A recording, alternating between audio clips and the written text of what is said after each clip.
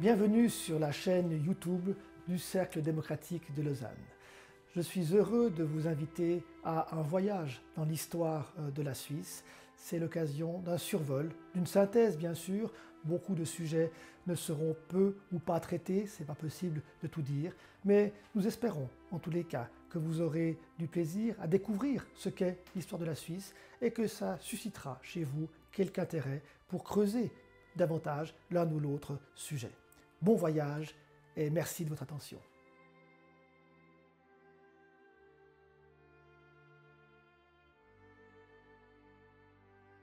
Le référendum va ainsi bouleverser la vie politique suisse. Alors que les radicaux s'attendaient à pouvoir planifier le travail de réalisation de la Constitution de 1874, d'élaborer les lois d'application des nouvelles normes ainsi adoptées, ils vont se heurter à une opposition vigoureuse des catholiques conservateurs qui vont apprendre très vite à manier ce nouvel outil démocratique. Ils vont très vite comprendre le potentiel qu'ils peuvent en tirer pour enrayer la machine politique et juridique des radicaux, pour modifier, pour corriger si nécessaire certains projets qui leur déplaisent. Et très rapidement, ils vont bombarder les chambres fédérales de référendum.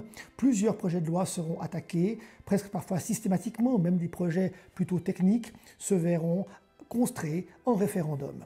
Une loi sur le travail importante dans ce monde capitaliste en mutation, une loi du travail assez progressiste qui apporte une protection considérable pour les travailleurs, notamment en travaillant en usine, en fabrique, comme on disait à l'époque. Cette loi est attaquée par les catholiques conservateurs, même des sujets plus anodins. Et puis aussi une loi sur le vaccin, sur la vaccination obligatoire, qui sera attaquée par les catholiques conservateurs au nom de la liberté individuelle. Mais leur principal combat sera orienté contre les tentatives menées par les radicaux de toucher au système éducatif en Suisse, de centraliser les opérations, ce qui se ferait au détriment de la liberté totale que les catholiques exigent pour les cantons sous leur juridiction morale, en quelque sorte. L'affaire du bailli scolaire va défrayer la chronique et sera une étape importante dans l'histoire de la politique de cette époque-là, et vers une réconciliation aussi entre catholiques conservateurs et radicaux. Les radicaux, pour mettre en œuvre la Constitution, ont prévu de créer un secrétariat qui serait en charge d'élaborer un questionnaire et d'élaborer ainsi, à travers cela, une statistique des performances scolaires dans les cantons. L'idée serait évidemment de montrer que les performances scolaires sont meilleures dans les cantons protestants que dans les cantons catholiques. Les catholiques voient le piège, s'allient avec les conservateurs protestants, soucieux du respect du fédéralisme, pour attaquer cette loi, et ils vont l'emporter. Ce sera un grand traumatisme pour les radicaux qui étaient sûrs de pouvoir gagner et qui se voient remis en cause ainsi dans leurs objectifs fondamentaux par une opposition catholique conservatrice décidément de plus en plus puissante. Et de nombreux radicaux vont comprendre à partir de là que désormais les catholiques, grâce au référendum, peuvent mener une guérilla référendaire qui pourrait alors détruire à terme l'édifice juridico-politique qu'ils ont l'ambition de créer. Alors, les débats sur une alliance avec les catholiques conservateurs au niveau du gouvernement vont démarrer plutôt lentement, mais le débat est lancé. Et surtout, les radicaux comprennent qu'ils doivent travailler différemment, qu'ils doivent se montrer plus convaincants dans leurs projets. Ils comprennent qu'ils ne peuvent plus imposer leur vision des choses dans un monde qui s'industrialise, qui vit de nouvelles mutations sur le plan du capitalisme.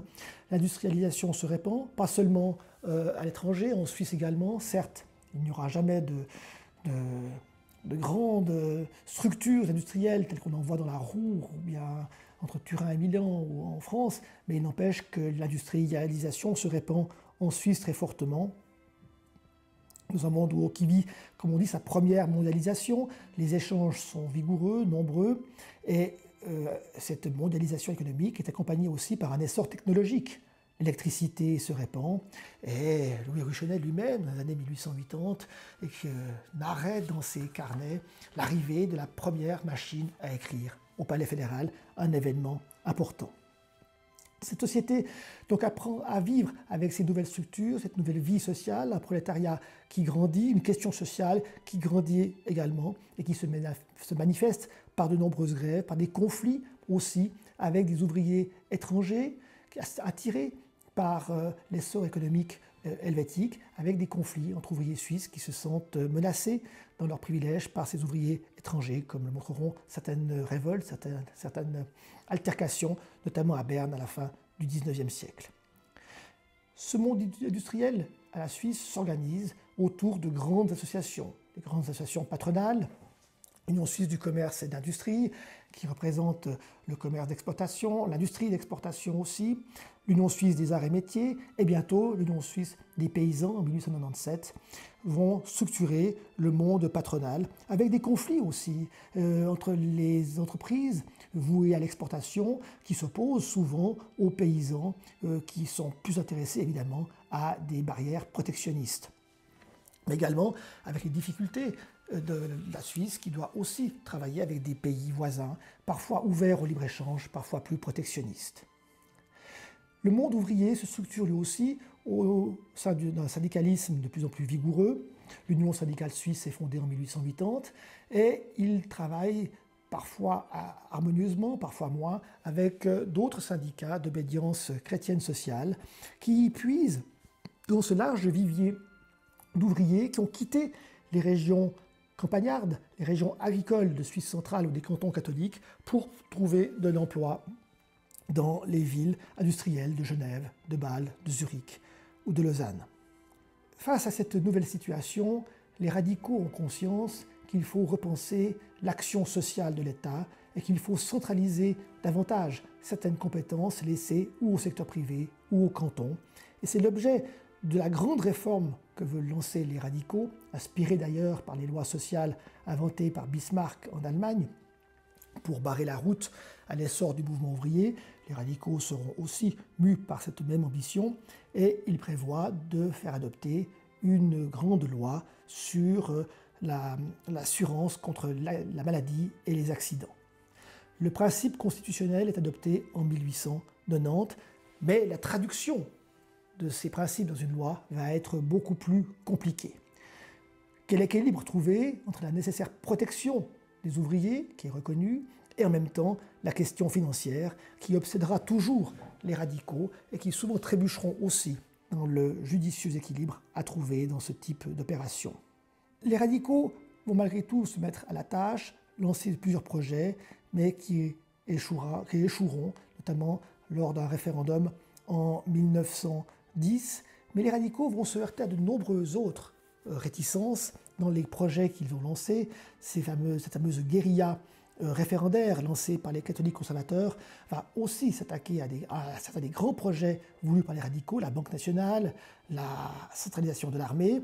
Et les radicaux apprennent un principe qui est aujourd'hui très courant dans la vie politique suisse, c'est que d'une part, un projet ne peut passer devant le peuple que s'il est mûrement réfléchi, si les critiques ont été traitées et maîtrisées, et puis surtout, ils apprennent à devoir gérer la situation de l'après. C'est qu'un sujet peut être rejeté, et s'il est rejeté, eh bien, on se remet autour de la table, on rediscute avec les vainqueurs, et on trouve de nouveaux compromis. C'est ce qui arrivera à chaque fois, y compris pour l'assurance maladie, mais tardivement, les radicaux vont dès lors perdre le lead qu'ils espéraient avoir en matière de politique sociale. Cette loi devait devenir le vaisseau amiral, en quelque sorte, de leur pensée sociale. Ce sera une défaite importante pour les radicaux, qui ont pourtant encore l'espoir et la volonté de se montrer, se manifester comme le seul parti en Suisse capable de dépasser les divisions et les différences, les divergences parfois culturelles, religieuses, socio-économiques entre les différentes régions.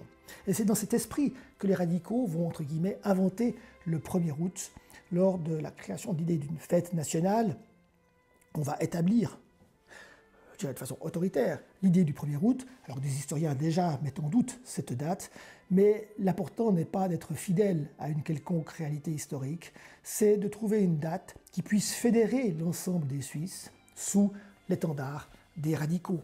Le 1er août 1991, c'est le Moyen-Âge, c'est l'époque où la Suisse n'était pas encore divisée par des conflits sociaux, économiques ou religieux. Le 1er août va devenir institutionnel, il ne réussira pas cependant à faire des radicaux la seule puissance capable de fédérer les Suisses autour d'un même idéal. Au contraire, la Suisse continue à se diviser au gré de l'évolution de la société, des nouvelles forces qui émergent. Mais les radicaux vont quand même devoir en tenir compte. Et 1891 sera à ce titre une année symbolique. D'une part, c'est cette année-là qu'on fixe le 1er août comme fête nationale. L'habitude se prendra quelques années plus tard. Mais c'est aussi l'année qui voit les radicaux laisser un siège aux catholiques conservateurs au sein du Conseil fédéral, au lucernois Joseph Zemp. La Confédération est empêtrée dans les chantiers ferroviaires, les compagnies ont fait faillite les unes après les autres, et il s'agit maintenant de réorganiser ce chantier. Émile Velti vient de démissionner à la suite d'une défaite dans une votation populaire. Le peuple a refusé le rachat d'une compagnie par la Confédération. C'est un dossier empoisonné. Les radicaux profitent de la circonstance pour le confier au nouveau venu, à Zemp, qui s'en sortira d'ailleurs fort bien dans la maîtrise de ce chantier, qui débouchera plus tard sur la création des CFF. La troisième grande innovation de cette année 1891, à part le symbolique 1er août et alors l'ouverture à long terme du Conseil fédéral à des forces montantes au sein de la Confédération, c'est l'instauration du droit d'initiative populaire qui permet des révisions partielles de la Constitution. C'était une exigence ancienne des conservateurs et des forces socialistes qui souhaitaient poursuivre et compléter le travail démocratique amorcé par la création du référendum. Les radicaux sont assez hostiles, ils finiront par céder, les expériences réalisées dans les cantons ayant été assez favorables, et ce droit sera institué, lui aussi, en 1891. Ces innovations montrent que le champ politique éclate désormais, que les différentes forces sociales qui se sont installées sur le devant de la scène demandent à être représentées, à pouvoir s'exprimer, à pouvoir agir pour le bien de la Confédération, pour son avenir, avoir leur mot à dire globalement.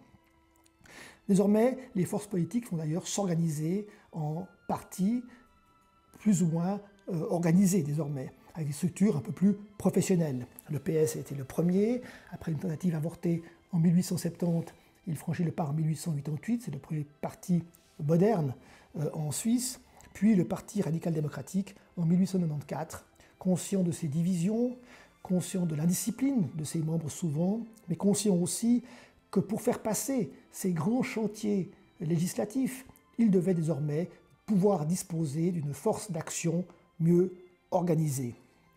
Et en effet, après le référendum, l'initiative offre de nouvelles armes aux partis minoritaires et le Parti radical-démocratique, s'il tient à préserver sa position, doit pouvoir travailler et agir en conséquence. Le droit d'initiative, en effet, est très vite utilisé, d'abord par une entrée assez pénible, avec une initiative qui veut interdire l'abattage rituel, à la fois pour la protection des animaux et antisémite, mais on passera vite aux choses plus sérieuses. Et très vite, l'initiative va devenir cet outil qui permet aux forces minoritaires de pouvoir imposer à l'agenda politique des sujets que les forces majoritaires avaient tendance à négliger. Les catholiques conservateurs, bien que membres du gouvernement, se sont encore bien minoritaires dans une initiative qui aurait pu condamner les projets sociaux des radicaux, une initiative qui voulait réserver les recettes douanières qui tombent dans l'escarcelle de la Confédération, les réserver aux cantons, ce qui aurait privé la Confédération d'importants moyens financiers. Le Parti socialiste va aussi lancer ses initiatives, l'une sur le droit au travail, l'autre sur la gratuité des soins. L'une n'obtiendra pas le nombre de signatures voulues, la seconde sera rejetée en votation. Mais on voit bien le cadre posé désormais, avec le référendum d'un côté, l'initiative populaire de l'autre. Eh bien, c'est le schéma politique suisse que l'on connaît aujourd'hui qui se met en place, avec aussi cette éclatement du paysage politique avec le Parti socialiste, le Parti radical-démocratique, puis les catholiques conservateurs qui ont créé leur propre parti en 1912, assez tardivement, mais il y avait toujours eu des oppositions entre Fribourg et Lucerne, chacune des deux villes se prétendant la capitale du catholicisme suisse. Et ces rivalités avaient freiné la construction d'un parti digne de ce nom.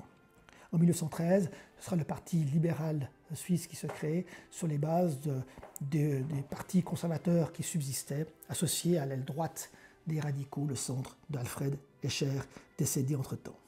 Donc c'est cette Suisse qui traverse la Belle Époque, comme on l'appelle, avec ces tensions qui se multiplient, ces tensions sociales et aussi ces échecs des grands projets qui mettent à mal l'hégémonie que les radicaux prétendent encore pouvoir conserver. Les forces dites de droite ou de centre-droite vont essayer de s'organiser ensemble, malgré les tensions, je l'ai dit, sur le libre-échange, le protectionnisme, et les radicaux qui désormais se retrouvent au centre-droite de l'échiquier politique.